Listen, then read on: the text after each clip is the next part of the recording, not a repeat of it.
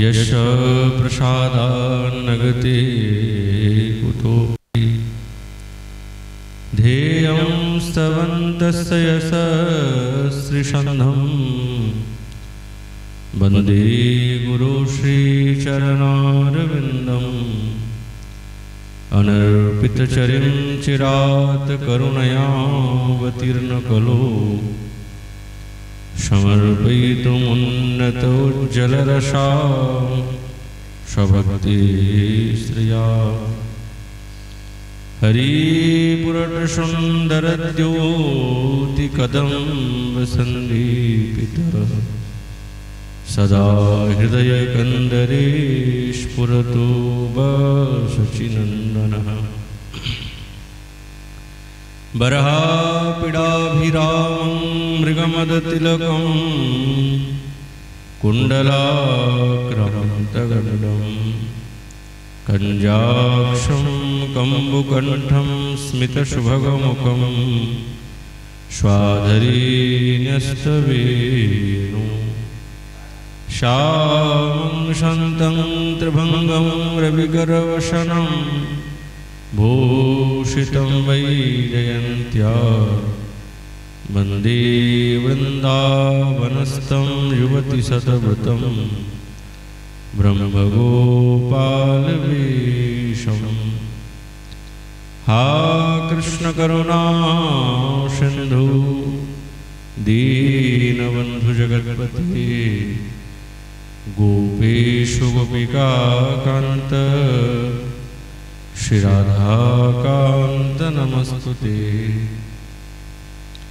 तप्तकाञ्चन गौराङ्गी श्रीराधिवृन्दावनेश्वरी वृषभानुसुते देवी तं नमामि हरिप्रिये नारायणं नमस्कृत्यं नरं चैव नरोत्तमं देवीं सरस्वतीं व्यासं ततो जयमुदीरये तुलसीकरणं यत्र यत्र पद्मवनानि च पुराणपठनं यत्र तत्र सन्निहितः हरिः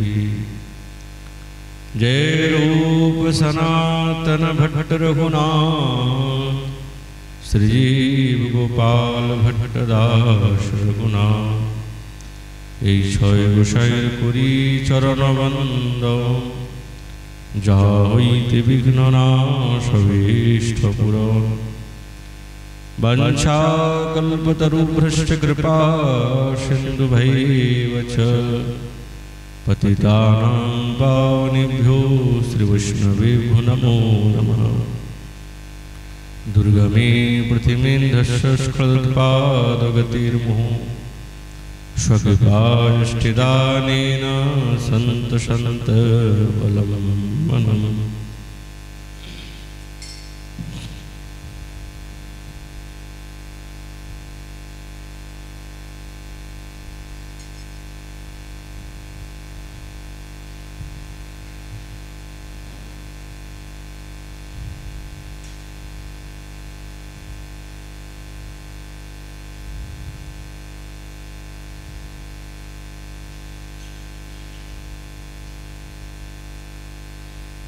ओम नमो भगवते वासुदेवाय। श्री श्री विलाप कुसुमांजलि।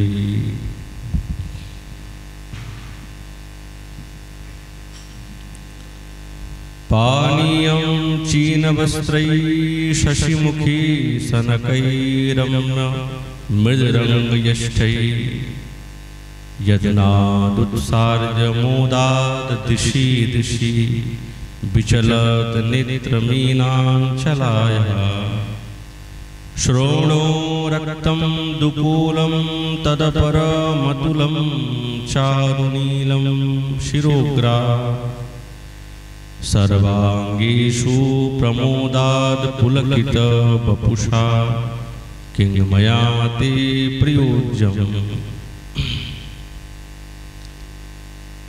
कलिजुग पावन अवतार नदिया बिहारी लाल।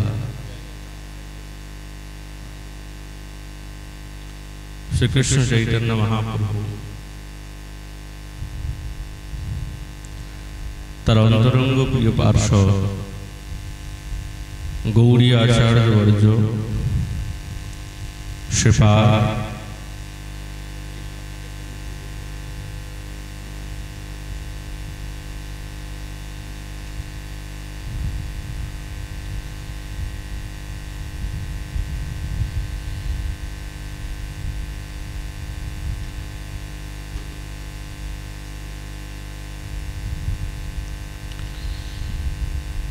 श्रीपाद रघुनाथ गोस्वामी चरण ताद्वारा विरचित श्रीविलाप कुसुमांजलि ग्रंथ रत्नेर संगे साक्षात्कार दिच्छेन। श्रीपाद बृंदावनेश्वरीर सेवाते जे प्रकार रत हয়েছেন एकबारे गोपनीय एवं रहस्यात्मक सेवा। आज श्रीपाद सम्बोधन करছেন हे शशिमुखी। प्रत्येकटी सम्बोधनेर मध्य एक विशेष रस एवं लीला निहित आछे। ताई श्रीपाद बोलছেন हे शशिमुखी राधे, स्नानान्ते जखन तुमी आनंदे সেই মিনির মতন চঞ্চল নয়নে তুমি চারিদিকে তাকাবে, তখন খুব হর্ষ ভরে পুলকিত দেহে আমি তোমাকে সেই সূক্ষ্ম বসনের দ্বারা তোমার সেই দিব্য রমণীয় কোমলাঙ্গীর জল যত্ন সহকারে ধীরে ধীরে ধীরে ধীরে মুছিয়ে দেব एवं तुम्हार से नितंब देशे रक्त वस्त्रेर द्वाराई परिधान कराबो एवं तुम्हार मस्तके मस्तक हईते आपद सेई दिव्य सुनिर्मल नील वसन आमी कबे परिधान कराबो। प्रत्येकटी भावेर मध्य प्रार्थना आछे और ये प्रार्थना तो तखनी उपस्थित है जखन स्मृतिर विराम हो जाए। आज जखन श्रीपादेर स्फूर्तिटा विराम हो गेছেন তিনি তখন ছটফট করতে করতে এই আরতির প্রার্থনা করছেন। কেননা যত আরতি আসবে, যত মনের মধ্যে ভাব আসবে, যত বিরহ আসবে, যতটাই শরীরটা পুলকিত হবে, কাঁদবেন, তখনই এই দিব্য লীলার একটি নতুন স্ফূর্তি হৃদয়ের মধ্যে জাগে। কেননা রাধা কুণ্ডীর তটে পড়ে তিনি নিরন্তর কাঁদছেন। আজ যখন স্বরূপের আবেশ এসে গেছে, তখন শ্রীপাদ শ্রীমতীর শ্রীঅঙ্গ থেকে সুচিন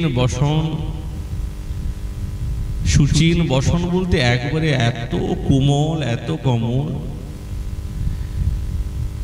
কেননা বৃন্দাবনেশ্বরীর শ্রীঅঙ্গ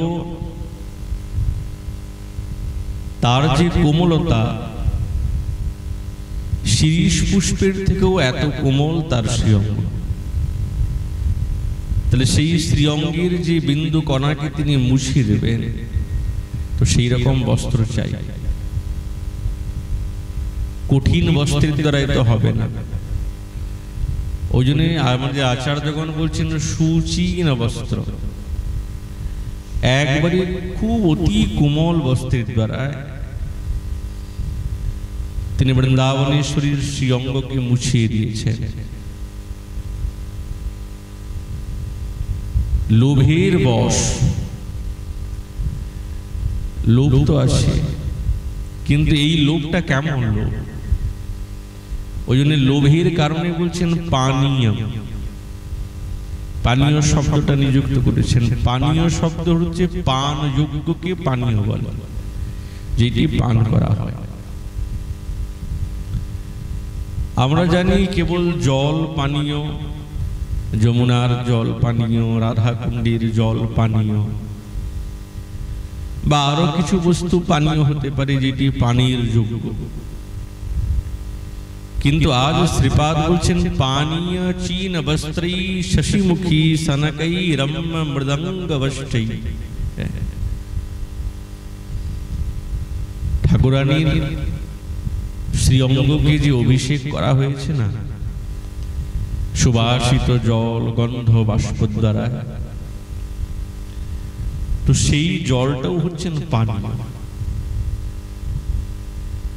কেননা প্রতিটি এই জলবিন্দু এবং জলকণা মহাভাবের দ্বারা সিক্ত হয়েছে। এই জলকণা তো কোনো সাধারণ জলকণা নয়।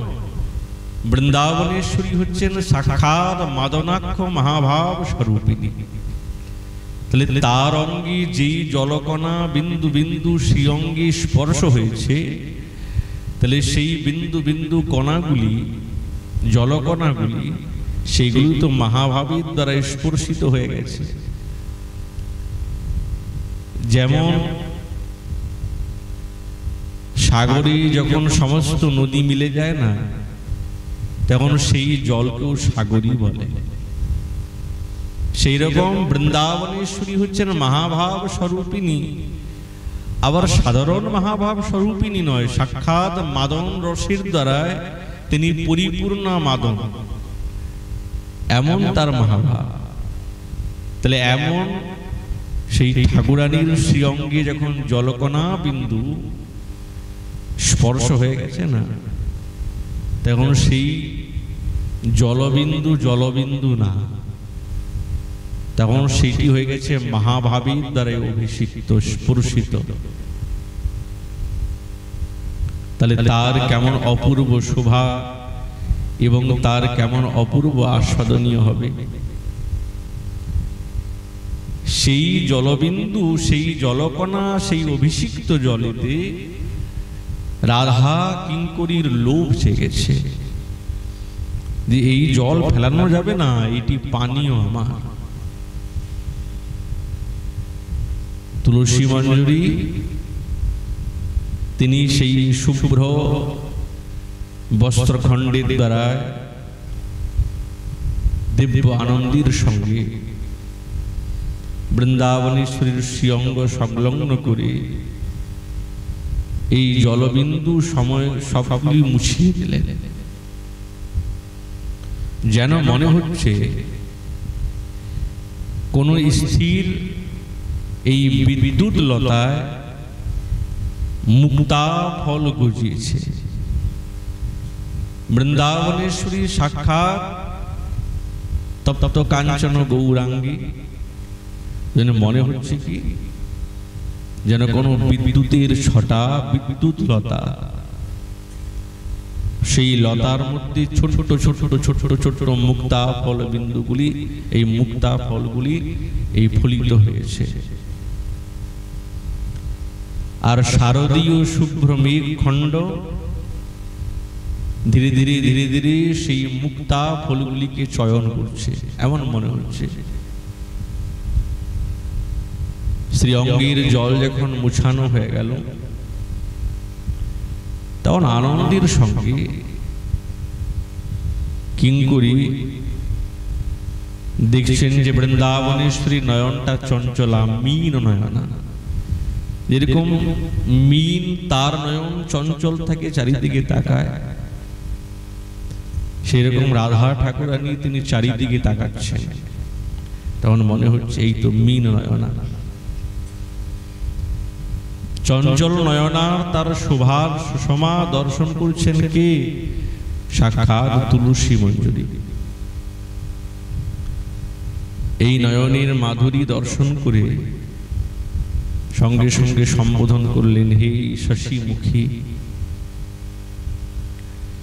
আর এই শশীমুখী সম্বোধনের দ্বারা বৃন্দাবনেশ্বরীর মনের মধ্যে একটা নতুন ভাব এবং নতুন রস জাগিয়ে দিয়েছে। কুঞ্জবিলাসীর সময় একটি সুন্দর মধুর লীলার ছবিটা এঁকে দিলেন। কেননা প্রত্যেকটি লীলাতে কিঙ্করী হচ্ছেন ওতপ্রোত রূপে জড়িত। সমস্ত কুঞ্জবিলাসীর লীলাতে এই কিঙ্করীগণ সবকিছুই জানে, কিছু অজ্ঞাত না। কেবল এরাই হচ্ছেন এই বিষয়ে পারঙ্গতা, সখীগণ না, কেবল কিঙ্করীগণ। ওই জন্যে এই রাগানুগা ভজনের এইটাই পদ্ধতি, যে আমাদের নিত্য সিদ্ধা কিঙ্করীগণের অনুগত হয়ে এই সেবার পরিপাটি শেখা। আজ বৃন্দাবনেশ্বরীর নয়নের সুষমাতে সাক্ষাৎ মাধব গোবিন্দ বিমোহিত হয়েছে। বলছেন, আহা কি সুন্দর, দেখো তো নয়ন, এত সুন্দর নয়ন। এই নয়নের সুন্দরতা দর্শন করে, এই মাধুর্য দর্শন করে, কেননা ঠাকুরানীর প্রত্যেকটি অঙ্গ প্রত্যঙ্গে এমন মধু আছে, এমন মাধুর্য আছে, যেইটি আস্বাদন করার জন্য শ্যামসুন্দর সবসময় লালায়িত থাকেন, সবসময় ছটফট করে। যে কোনো প্রকারে এই মাধুর্যকে আস্বাদন আমাকে করতেই হবে। আজ যখন বৃন্দাবনেশ্বরীর সামনে বসেছেন, আর তার সম্মুখে সাক্ষাৎ প্রিয় নাগর বসেছেন শ্যামসুন্দর, যখন নয়নের এই মীন নয়না, চঞ্চল নয়না, তার মাধুর্য দর্শন করে গোবিন্দ একবারে বিমোহিত হয়ে গেছে। সঙ্গে সঙ্গে তিনি কি করলেন, তিনি সেই নয়নকে দিব্য অধরের দ্বারা স্পর্শ করলেন, চুম্বন করলেন। তো ঠাকুরানীর নয়নে তো কাজল লাগানো আছে, তো গোবিন্দের এই অধরের মধ্যে বৃন্দাবনেশ্বরীর সেই নয়নের কাজলগুলি লেগে গেছে। গোবিন্দের অধরষ্ঠ একবারে রক্ত কোকনদ পুষ্পের মতন দিব্য লালিমা। তার মধ্যে যখন বৃন্দাবনেশ্বরীর নয়নের কাজলগুলি লেগে গেছে, এই দেখে বৃন্দাবনেশ্বরী হাসতে আরম্ভ করেছেন, মুচকি মুচকি। যখন হাসছেন তখন গোবিন্দ বলছেন, বা এত সুন্দর হাসি, এমন হাসি তো কোনোদিন দেখি নাই। এত সুন্দর মধু ঝরছে, একে তো পান করতে হবে। এখন পান করার একটাই বিধি, একটা কারণ পুটেই সুপানম, আর একটা সে অধর চষকের দ্বারায় পান করা। কিন্তু বৃন্দাবনেশ্বরীর এই মাধুর্যকে গোবিন্দ কর্ণপুটের দ্বারায় পান করলে সেই আনন্দ হবে না। তিনি আজ পান করছেন কিসের দ্বারায়? বৃন্দাবনেশ্বরীর সেই অধর সুধাকে পান করছেন অধর চষকের দ্বারা। যখন অধর চষকের দ্বারায় পান করছেন, একেই তো গোবিন্দের অধরের মধ্যে কালিমা লেগে গেছে, সেই কালিমা বৃন্দাবনেশ্বরীর বদনেও লেগে গেছে। কিঙ্করী পাশে দাঁড়িয়ে দেখছেন, মন্দ মন্দ হাসছেন। আহা, ওই জন্য সম্বোধন করছেন কি শশীমুখী। শশী মানে চন্দ্র, তো চন্দ্রের সঙ্গে কি বৃন্দাবনেশ্বরীর তুলনা করা যায়? তা তো যায় না। চন্দ্রের মধ্যে তো কালিমা আছে, সে কলঙ্ক, তার সঙ্গে অকলঙ্ক শশীর তুলনা হয় কি করে? বলছে, আজ যে বৃন্দাবনেশ্বরীর বদনে কালিমা লেগেছে না, এই কালিমা কলঙ্কের কালিমা নয়, এইটা হচ্ছেন সাক্ষাৎ গোবিন্দের অধর স্পর্শের কালিমা। ওই জন্য বললেন শশীমুখী। তাই জন্যে অকলঙ্ক চন্দ্রের সঙ্গে তুলনা সাক্ষাৎ বৃন্দাবনেশ্বরী। কিঙ্করী এক একটি সেবা করাচ্ছেন, আর এক একটি ভাব বৃন্দাবনেশ্বরীর মনের মধ্যেই জাগিয়ে দিচ্ছেন। শ্রীঅঙ্গ যখন মুছে দিলেন না, কেশ পাশগুলি সিক্ত আছে, ভেজা আছে, ওটা তো ভালো লাগবে না। তখন কি করলেন? একটা শুভ্র বসন খণ্ড নিয়েছেন, তার দ্বারা বৃন্দাবনেশ্বরী এই কোমল কেশগুচ্ছকে বেশ ভালো করে বেষ্টন করলেন। বেষ্টন করে ধীরে ধীরে নিপীড়িত করতে আরম্ভ করলেন। যত নিপীড়িত করছেন, তো ঠাকুরানীর কেশের মধ্যে যে জলকণাগুলি ছিল সেইগুলি এক এক বিন্দু করে টপ টপ টপ টপ করে পড়ছে। কেমন লাগছে বলুন তো? আমাদের রসিকজন বলছেন, মনে হচ্ছে এই অন্ধকার রাশি চন্দ্রিকাকে যখন গ্রস্ত করে নিয়েছেন, মনে হচ্ছে সে রোদন করছে, রোদন করছে, আর রোদন করে এই অশ্রু ঝপঝপ ঝপঝপ করে পড়ছে, সেরকম মনে হচ্ছে। আজ তুলসী তিনি তার আর্দ্র বসনের দ্বারা আর্দ্র বসনটা ছাড়িয়ে দিয়েছেন, ভেজা বস্ত্রটা ছাড়িয়ে দিয়েছেন, একটা লাল ঘাগরা পরালেন, আর আপদ মস্তক নীল বসন করিয়েছেন। কেন নীল বসন করালেন? আর কি বসন নেই? বলছে বসন আছে। কিঙ্করীর স্বভাবটা হচ্ছে যে বৃন্দাবনেশ্বরীর শ্রীঅঙ্গে এমন একটা রং দিতে হবে যার দ্বারা শ্যামসুন্দরীর প্রিয় নাগরীর উদ্দীপনা জাগে। এই উদ্দীপনা জাগানোটাই হচ্ছেন কিঙ্করীর মূল উদ্দেশ্য। সেবা কাকে বলে? সেবা তেমনি চলছে না,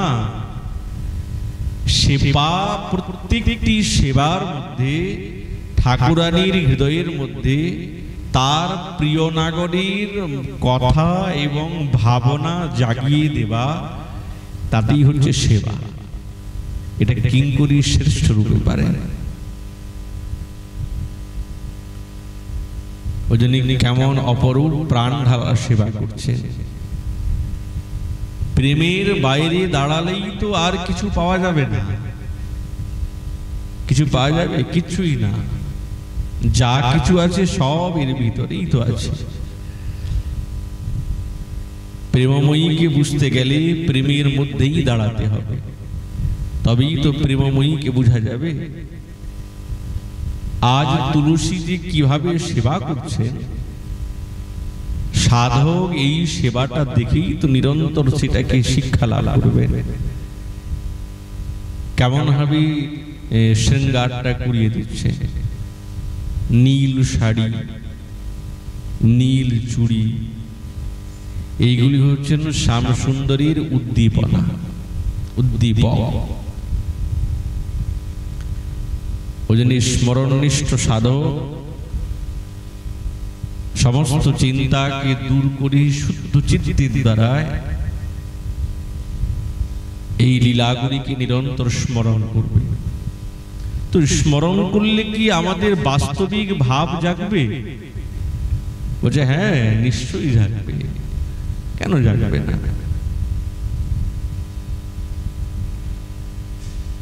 নিশ্চয়ই জাগবে। চিন্তনটা যখন গভীর হয়ে যাবে না, ঠিক জাগবে। ওই জন্য তো স্মরণাঙ্গ ভজন সর্বোত্তম, সকলের উপরে। ভবতি চ স্মৃতির ভাবনা প্রকর্ষার দর্শন রূপতা।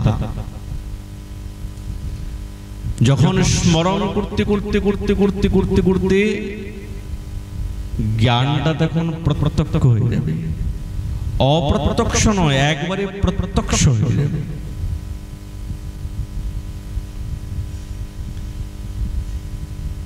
এটি হচ্ছে শ্রেষ্ঠ স্মরণের পরিপাটি।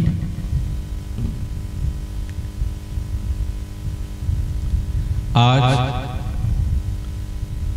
যখন নীল বসন আমস্তক পরিয়ে দিয়েছেন, দরজাটা বন্ধ হয়ে গেছে। বস্ত্রটা ঠিকভাবে পরিধান করবেন। আপদ মস্তক যে বস্ত্রটা পরিয়ে দিয়েছেন না, ঠিকভাবে নয়, কেবলমাত্র জড়িয়ে দিয়েছেন। স্নান বিধি থেকে এখন অন্য শৃঙ্গার ইসেতে নিয়ে আসবেন তো ঠাকুরানীকে, দরজাটা বন্ধ হয়ে গেছে।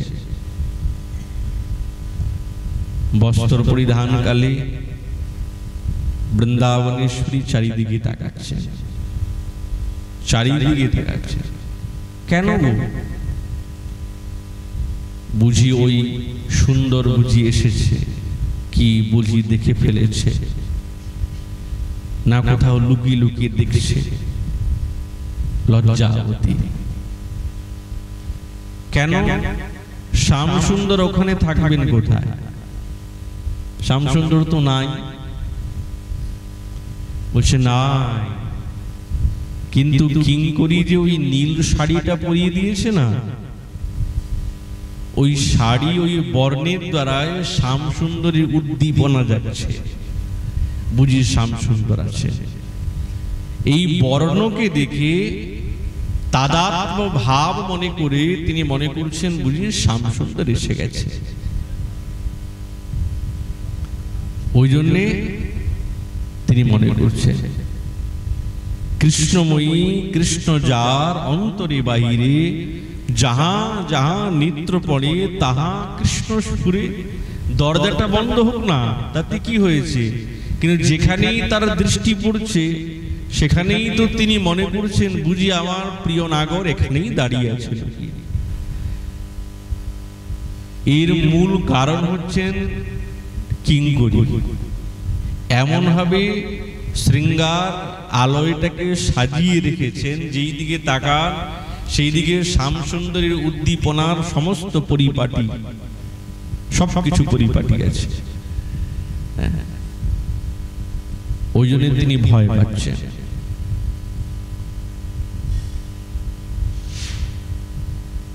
আর গোবিন্দ বৃন্দাবনেশ্বরীকে দর্শন পাওয়ার জন্য কত কিছু করেন। হতেই পারেন লুকিয়ে দেখতেই পারেন, এক ঝলক যদি পেয়ে যায় তাহলে কত সার, কত শ্রেষ্ঠ বস্তু হবে,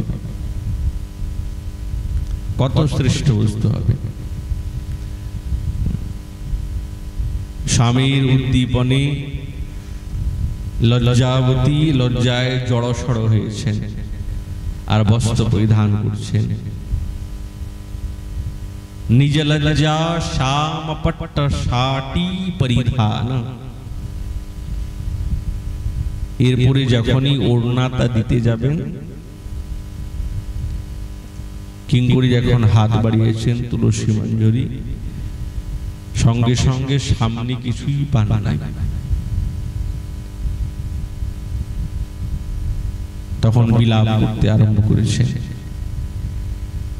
এত প্রেমের সেবা করতে করতে করতে করতে যখন এই রূপ অবস্থা এসে যায়, তখন কেমন মনে হয়? তখন আর কিছুই ভালো লাগে না, কিছুই ভালো লাগে না। শ্যামসুন্দর যাকে দর্শন করার জন্য এত লালায়িত থাকেন, তার কিঙ্করী হচ্ছেন তুলসী।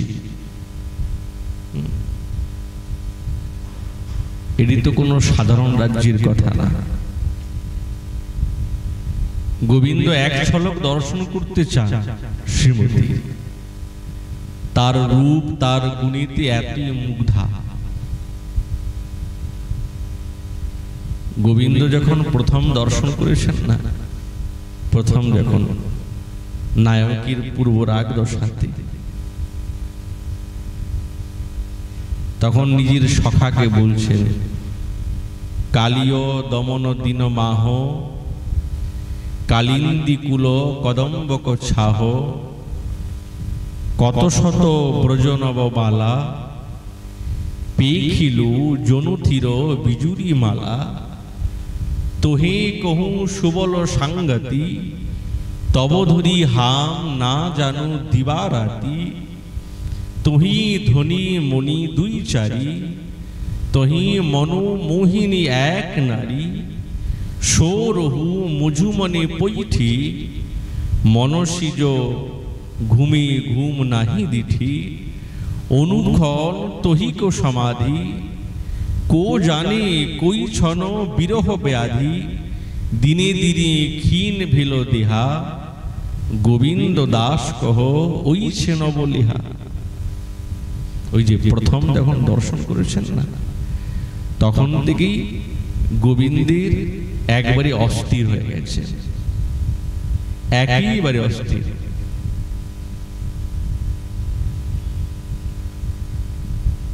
কেননা বৃন্দাবনেশ্বরী এদিন ছটা দর্শন করে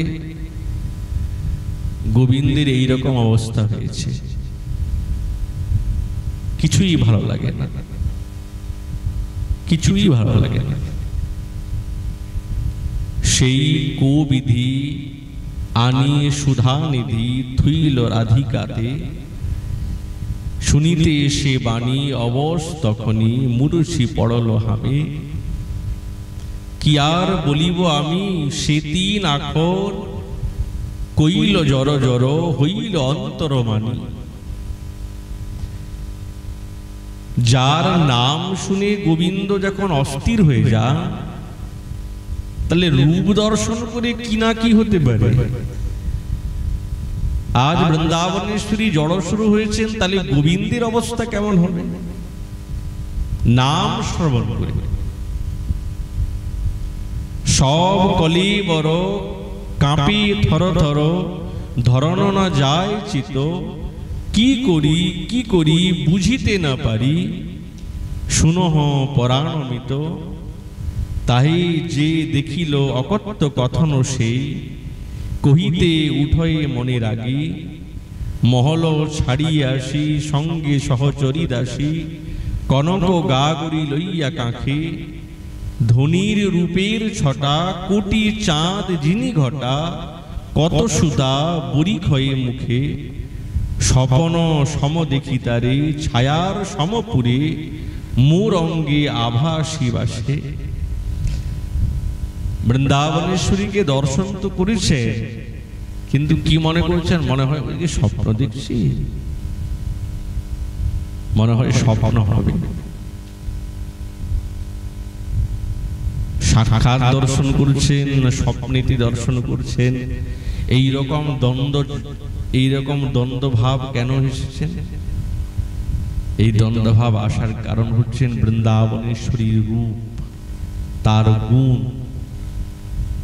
তাতে গোবিন্দ বিমোহিত হয়ে গেছেন, বিমোহিত হয়ে গেছেন।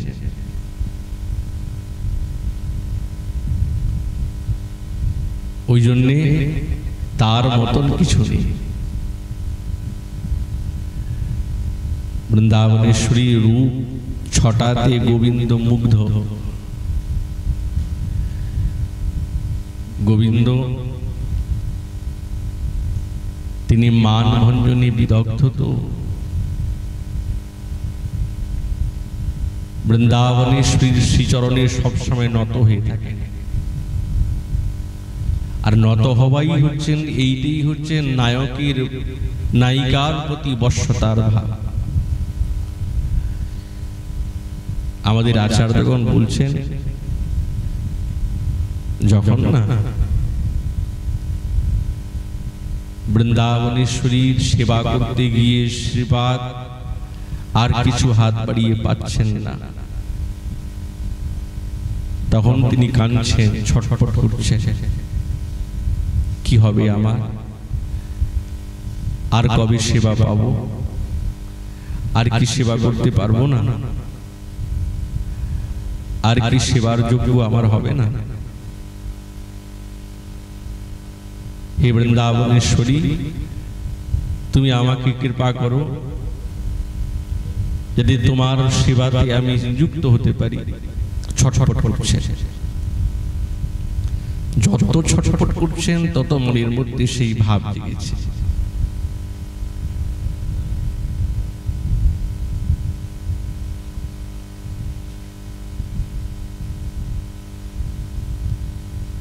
বৃন্দাবনেশ্বরীর সেবাতে নিযুক্ত হবা গোবিন্দকে ছাড়া না।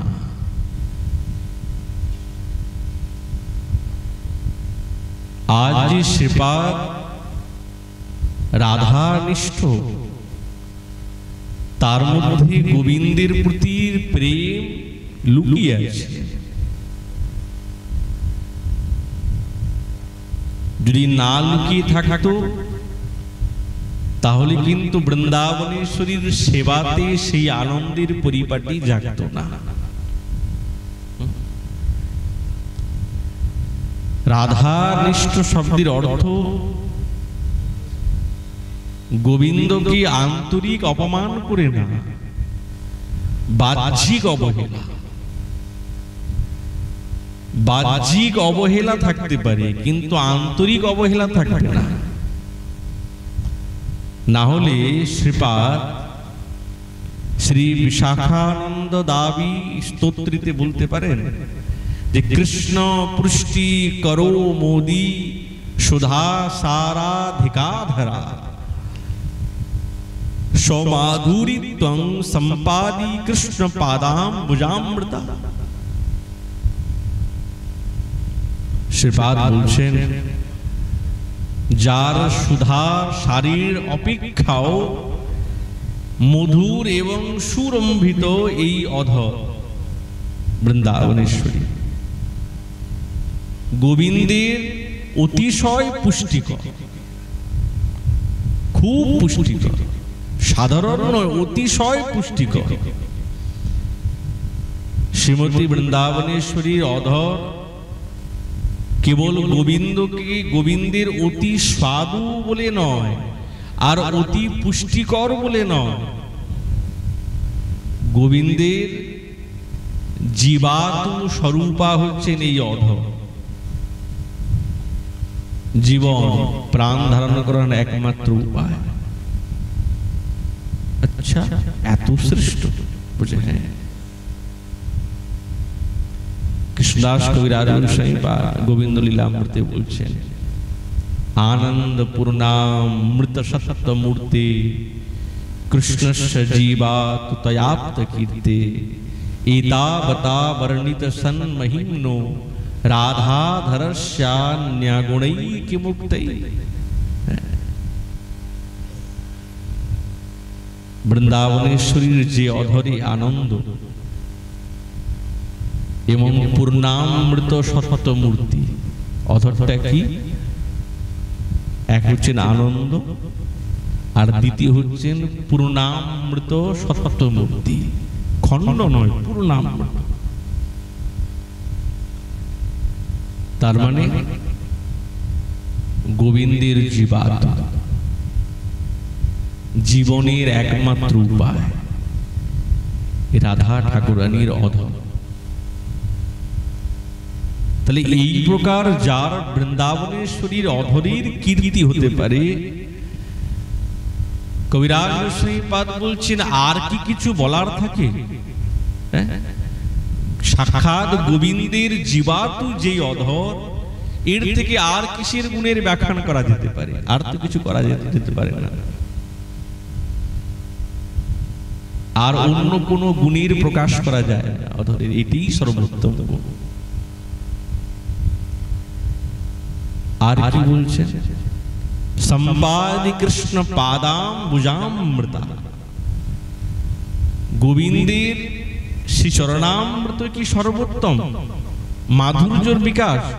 বলছেন না না, খালি গোবিন্দের নয়, খালি গোবিন্দের নয়, রাধা গোবিন্দের, গোবিন্দের চরণের মাধুর্য আছে ঠিক, কিন্তু যখনই গোবিন্দের সঙ্গে বৃন্দাবনেশ্বরীর সঙ্গে যুক্ত করে দেওয়া হবে তখন সেই চরণের মাধুর্য আরো অন্য অধিক বিকশিত হয়।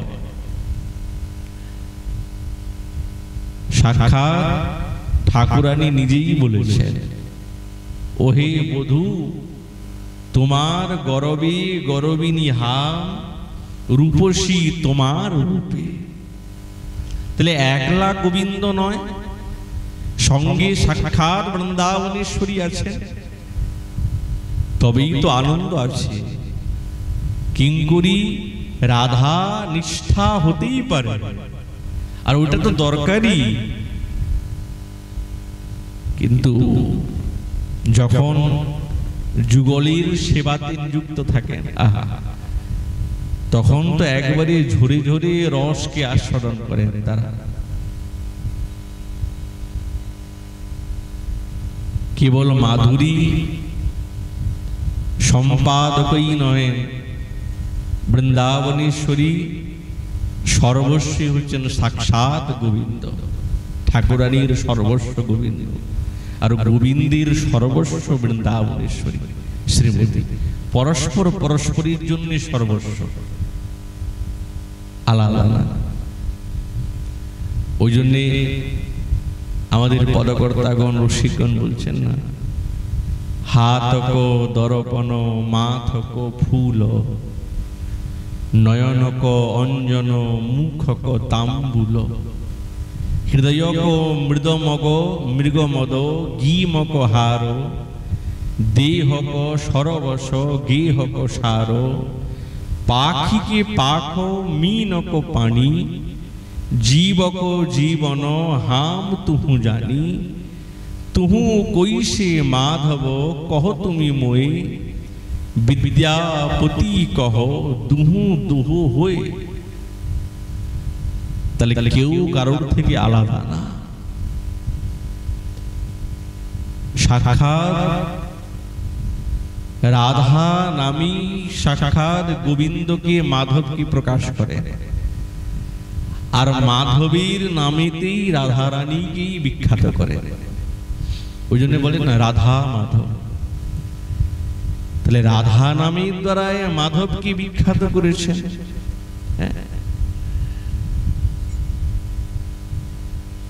আমাদের শ্রীপাদ বলদেব বিদ্যাভূষণ পাল যে বৃন্দাবনেশ্বরীর সঙ্গে গোবিন্দের যে কোনো অভিন্নতা, তার প্রমাণ তিনি ঋগ্বেদ থেকে খুঁজে খুঁজে বের করেছেন, খুঁজে খুঁজে বের করেছেন। রাধয়া মাধব দেব মাধবে নৈব রাধিকা জনেষু আবিভ্রাজন্তে আবির্ভূত। মাধবীর সঙ্গে রাধা আর রাধার সঙ্গে মাধব নিত্য নিরন্তর এই জগতে তারা প্রতিষ্ঠিত হয়ে আছে। তাহলে এর দ্বারা বোঝা গেল একবারে অন্যরকম। কেমন? মৃগমদ যেরকম তার সৌরভ সম্পত্তির ন্যায়, চন্দ্র জ্যোৎস্নার ন্যায়, বৃক্ষ তার সেই মঞ্জুরি এবং পল্লবীর মতো, সেরকম গোবিন্দের সঙ্গে অভিন্ন স্বরূপে নিরন্তর বিরাজিত থাকেন। কবিরাজ গোসাইপাদ বলছেন না, রাধা পূর্ণ শক্তি, কৃষ্ণ পূর্ণ শক্তিমান।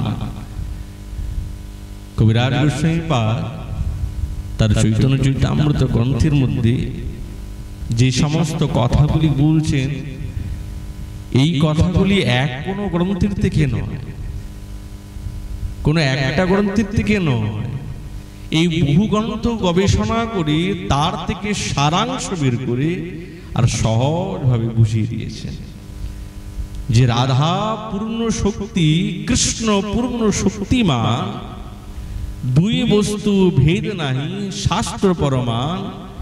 মৃগমদ তার গন্ধ জয়ীছে অবিচ্ছেদ, অগ্নি জ্বালাতে জয়ীছে নাহ নাহি কবু ভেদ। রাধা কৃষ্ণ ঐছে সদা একই স্বরূপ, লীলারস আস্বাদিতে ধরে দুই রূপ। কিন্তু একটা জিনিস সাধককে কিন্তু নিরন্তর মনে রাখতে হবে, ওটা না মনে রাখলে কিন্তু এই লীলারসের আস্বাদনটা ঠিক ঠিক হবে না। রাগানুগা লীলার যে রস, এই রস একবারে বিলক্ষণ। এই রসের আস্বাদন কিন্তু সেইভাবে হবে না। যদি সাধক একই মনে করে, আর ওই একের মধ্যে যদি অভিমান থেকে যায়, তাহলে কিন্তু পরকীয়া লীলারসের আস্বাদনের মধ্যে কিছুটা একটু বাধা হতে পারে। কেননা তিনি তো জানবেন এরা তো একই, গোবিন্দ রাধারানী, রাধারানীও গোবিন্দ, তার মধ্যে তো কোনো ভেদ নেই। বলছেন না, এই ভাবনা রাখলে কিন্তু হবে না। এই ভাবনাটাকে রাগানুগা এবং পরকীয় রসের আস্বাদনেতে প্রমুখ ভাবে স্থান দেওয়া যাবে না। দিলেই কিন্তু কিছুটা একটু অন্য প্রকার হতে পারে। ওই জন্যে সেবার এই জন্যে এই দৃষ্টান্তটা দিয়েছেন, রাধা নিষ্ঠ অভিমান করে যদি কেউ অন্তরেও হৃদয়ের মধ্যে যদি গোবিন্দকে অবহেলা করে দেন, তাহলে কিন্তু হবে না, তাতে ঠাকুরানী প্রসন্ন হবেন না। কিঙ্করীর কর্তব্য কি প্রকার ঠাকুরানীকে প্রসন্ন করা যায়? সেবার দ্বারা, ভাবনার দ্বারা।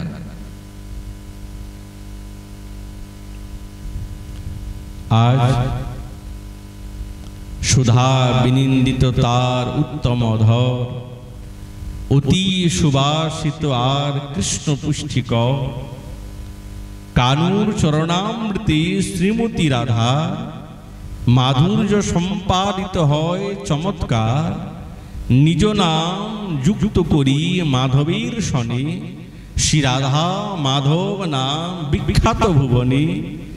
মাধবীরও হন রাধা এইভাবে যিনি, ত্রিজগতে হয়েছেন প্রতিষ্ঠাশালিনী। মৃগমদ তার গন্ধে নাহি কোনো ভেদ, চন্দ্র আর চন্দ্রিকাতে জয়ীছে অবিচ্ছেদ। তরুর শোভন মঞ্জু মঞ্জুরির ন্যায়, রাধা কৃষ্ণ এক আত্মা ত্রিভুবনে গায়। তাহলে এর দ্বারাই বোঝা গেল কি, সাক্ষাৎ বৃন্দাবনেশ্বরীর সঙ্গে গোবিন্দের অভিন্নতা আছে ঠিক, কিন্তু সাধকের পরিপাটি একটা অন্যরকম থাকবে। যারা রাগ মার্গের ভজন করে, রাগানুগাতে, যাকে রূপানুগ বলা হয়। কেননা স্মরীর মধ্যে যখন স্মরণাঙ্গ ভজন, তো আমাদের মহাপ্রভু গৌড়ীয় সাধকের এটি তো প্রধান। ওই স্মরণাঙ্গ ভজনের মধ্যে একটু সমস্যা হতে পারে, এমনি কোথাও সমস্যা হবে না, কিন্তু স্মরণাঙ্গের মধ্যে স্মরণ করতে গিয়ে তখন সমস্যা হবে। যখন লীলার চিন্তন করা হবে তখন সমস্যা হয়ে দাঁড়াবে। তাহলে আচার্যগণ কেন এইগুলো দৃষ্টান্তগুলি দিয়েছেন? এই দৃষ্টান্ত এই জন্যই দিয়েছেন, এই জাগতিক এই জগতে অনেকের মনে অনেক প্রশ্ন আসতেই পারে। সেই প্রশ্নের সমাধান করতে গিয়ে একেবারে সার কথা বললেন। যেহেতু সার কথা, এটাই সার, এক, কোনো ভেদ নেই। সাধক তো ওই জন্য এই প্যাচের মধ্যে পড়ে যায়, করবেটাকে। একই তো মন চঞ্চল, আবার দুইটি বস্তু যুগপৎ স্বরূপ নিয়ে চলতে হবে, একসঙ্গে নিয়ে চলতে হবে। এইটাও ভাবা যাবে না, ওইটাও ভাবতে হবে। ওই জন্য তো এই স্মরণাঙ্গ ভজনটা কঠিন, সরল না। আবার যদি একবার স্রোত পেয়ে যায়, একবার যদি স্রোত পেয়ে যায়, তাহলে কেউ তাকে আটকাতে পারবে না, কেউ আটকাতে পারবে না। মহাপ্রভুর এটাই তো শ্রেষ্ঠ দান, শ্রেষ্ঠ বস্তু।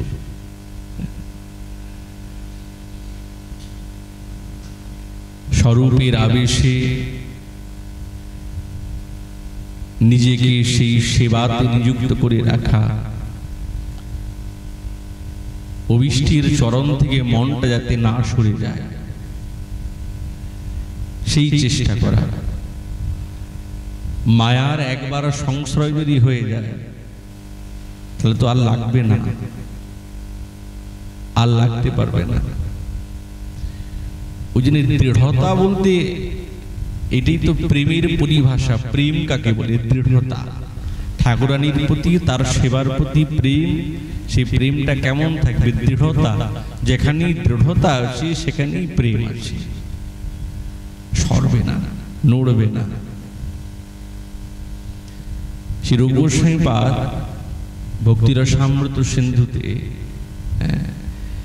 এই প্রেমের দৃষ্টান্ত দিতে গিয়ে দৃঢ়তার কথা বলছেন, যেখানে হ্রাস হবার আশঙ্কাই না, আশঙ্কাটাই নেই। তুমি দৃষ্টান্ত দিলেন বলি মহারাজে। তো বলি মহারাজ ভগবানের কাছে প্রার্থনা করছেন, প্রভু যেহেতু তিনি হচ্ছেন ঐশ্বর্য মার্গের সাধক, কিন্তু ভালোবাসা তো ভগবানের প্রতি আছে। তো বলছেন, হে প্রভু তুমি আমাকে অনিমা দিয়ে সুখ দাও, বা তুমি আমাকে ঘোর নরক যন্ত্রণা দুঃখ ভোগ করাও, আমার তাতে কোনো অসুবিধে নেই। কেন? বলছে আমি তোমার চরণকে আশ্রয় করেছি, তো অবলম্বন করেছি, ওই জন্য আমার তোমার প্রতি প্রেম এবং তোমার প্রতি ভক্তি হ্রাস হবে না। তাহলে চিন্তা করুন উনি কেমন ভাবে বলছেন। এইটি হচ্ছেন কি প্রেম। আর ভগবান উল্টো বললেন উদ্ধবকে, কে হে উদ্ধব শোনো, প্রেম কাকে বলে, দৃঢ় কাকে বলে। বলি মহারাজের কথা উনি নিজে বললেন যে আমি বলির ত্রিভুবনে রাজা, কোনো অভাব নেই, ক্ষমতাবান, শক্তিশালী, বৈভবশালী, কিন্তু আমার প্রতি তার নিষ্ঠা আছে। কেমন নিষ্ঠা জানো? গুরুদেব শুক্রাচার্য তাকে অভিশাপ দিয়েছে, তোমার সব শেষ হয়ে যাবে, গুরুদেব। আর আমি ছল চাতুরি করে বামন রূপে বলির ত্রিভুবনকে নিয়ে নিলাম। কেবল নিলাম না, তাকে অনেক উচ্চবাচ্য বললাম, অনেক কিছু বলেছি। কেবল তাও বলি নাই, আমি তাকে নাক পাশে বেঁধেছি। কিন্তু জানো তো, তার আমার প্রতি যে প্রেম এবং ভক্তি ছিল, আমি দেখলাম আমার প্রতি ভক্তি তো তার কমে নাই, উপরন্তু তার দ্বিগুণ হয়েছে আমার প্রতি ভক্তি। একে বলে দৃঢ়া, একে বলে প্রেম, যেখানে হ্রাস হবার কোনো সম্ভাবনা নাই। প্রেম পাবেন, প্রেম চান, এই প্রেম পেতে গেলে না ভগবান কিছু কোনো কুলি আমাদের রাখেন না। এত শ্রেষ্ঠ বস্তু দিবেন, সবকিছু শেষ করে দেবে, কিছু রাখবে না। না এই কুলের কিছু থাকবে, না ওই কুলের কিছু থাকবে, কোনো জগতেরই রাখবেন না আমাদেরকে। এত কষ্ট, এত দুঃখ, এত জ্বালা কি দেবেন না, সবকিছু দেবেন। কেন দেবেন? বলছে পরীক্ষা করতে হবে না। গোবিন্দ ভজন এবং গোবিন্দের প্রেম অত কি সহজ? যখন সেই প্রেম পাওয়ার জন্য এইরকম ভাবনা, সব চলে যাবে, কিছু থাকবে না, ছটফট করবে, রোগ জ্বালা ব্যাধি দুঃখ কষ্ট, এই জগতের সমস্ত জ্বালা দেবে। দেবার পর যখন দৃঢ়া আসবে, তখন প্রেম আসবে। এই প্রেম আসার পর তবে যে আমাদের মহাপ্রভু যেই রসের কথা বলছেন তার উপরে সেই রসের জিনিস ওখানে রাখা আছে, অত সহজে থোড়ি পাওয়া যাবে। কিন্তু আমাদের আচার্যগণ সেই রসের অনুসন্ধান দিচ্ছেন। ওই জন্য মায়ার সঙ্গে সংশয় হলেই কিন্তু বড় বিপদ। হইয়া মায়ার দাস করি নানা অভিলাষ, তোমার স্মরণ গেল দূরে। ঠাকুর মহাশয় বলছেন যখন মায়ার দাস হয়ে যাব মনের মধ্যে নানা রকমের অভিলাষ আসবে, তখন এই অভিলাষ থাকবে না। গুরুদেব যেই বস্তু যেই সম্পদ দিয়েছেন সেই সম্পদের অভিলাষ মনের মধ্যে আসবে না, অন্যদিকে চলে গেলাম। এই জন্য কি এসেছি, এই জন্য কি সবকিছু ত্যাগ তিতিক্ষা? না না, এই জন্মটা চলে গেলে পরের জন্মে কি হবো তো কোনো ঠিক নেই, জানা নেই, বিপদ হয়ে যাবে। আমরা সকলে বিপদের সম্মুখীনে দাঁড়িয়ে আছি।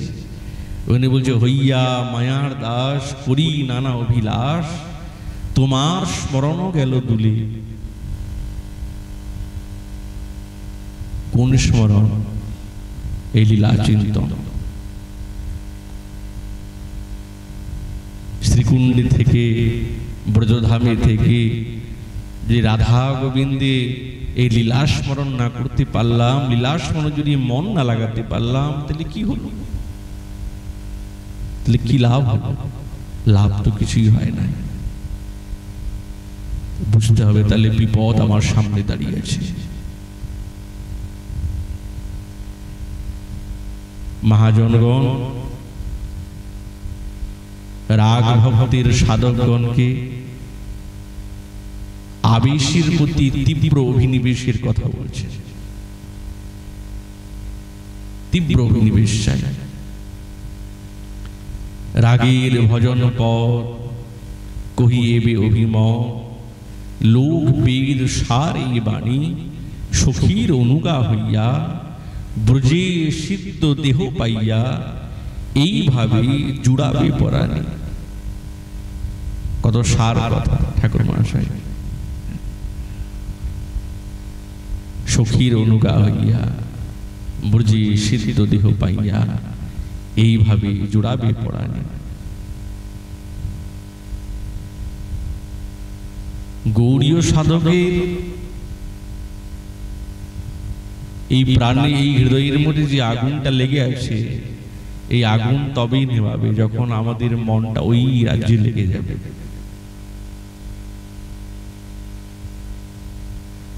যতক্ষণ দেহাবেশ থাকবে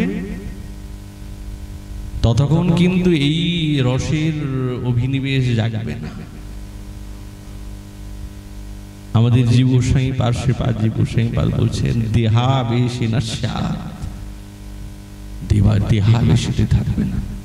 দেহাবেশ মানে এই দেহের প্রতি যার আসক্তি আছে তারা হবে না। তাহলে এই দেহাবেশটা কি করে যাবে এর জন্য প্রথমে চেষ্টা করতে হবে। দেহাবেশ মানে এই দেহের প্রতি সুখের অভিলাষ করা। কি করে শরীরটা সুখী হবে, কি করে আনন্দ হবে? না, মহানুভবগণ দেখেন না বনের মধ্যে থাকেন, কেমন ভাবে তপস্যা করছেন, সাধনা করছেন, তাদের স্মরণটা ঠিক ঠিক ভাবে হচ্ছে। কেন হচ্ছে? দেহাবেশ নাই, বৃষ্টি হচ্ছে, ঝড় হচ্ছে, সঞ্চয় নাই। তাহলে মনটার এই দিকে ওই দিকে দৌড়ালো না, এক জায়গায় মনটা আছে। সঙ্গে সঙ্গে ওই রাধা গোবিন্দের স্মরণাঙ্গে লেগে গেল।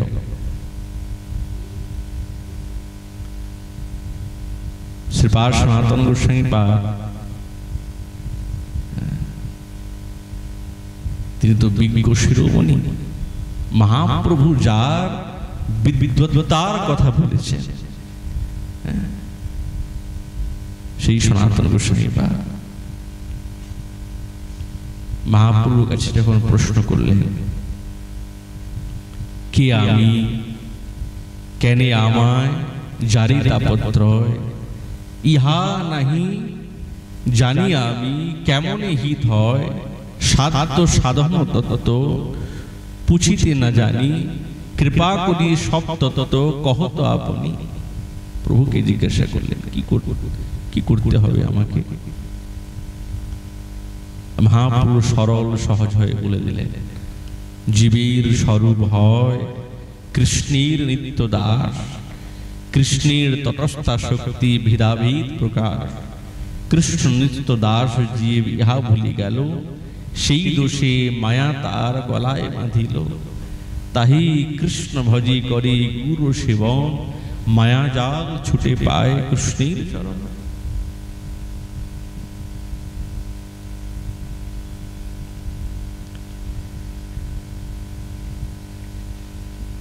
এই কথা তো সাধারণ কথা নয়। বৃন্দাবনেশ্বরীর শ্রীচরণ ছাড়া, প্রাপ্তি ছাড়া এই মনের মধ্যে অভীষ্ট সিদ্ধি আর কিছু না। যদি কোনো কারণে অন্য কোনো অভীষ্ট সিদ্ধি এসে যায় তো এই জীবনটা চলে গেল, আর হবে না, আর হবে না। যদি বৃন্দাবনেশ্বরীর শ্রীচরণ প্রাপ্ত এই অভীষ্ট প্রাপ্তি ছাড়া অন্য কোনো যদি মনের মধ্যে ভাবনা এসে যায় তো ব্যাস, আর হবে না। তাহলে এই রাগ ভজনটা কেমন এই সূচাগ্রির মধ্যে দাঁড়িয়ে আছে।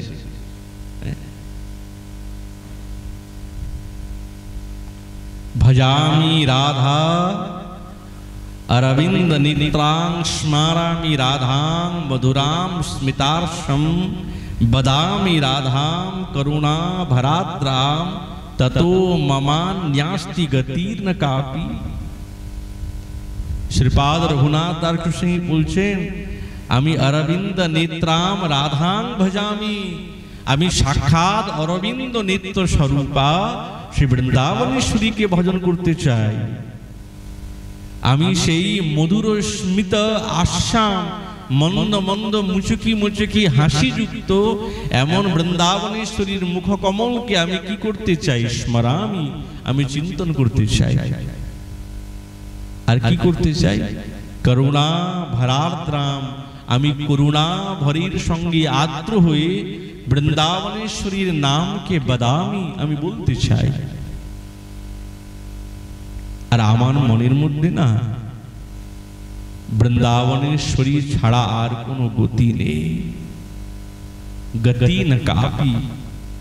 এইটাই হচ্ছেন রাধা নিষ্ঠির পূর্ণা শরণাগতি।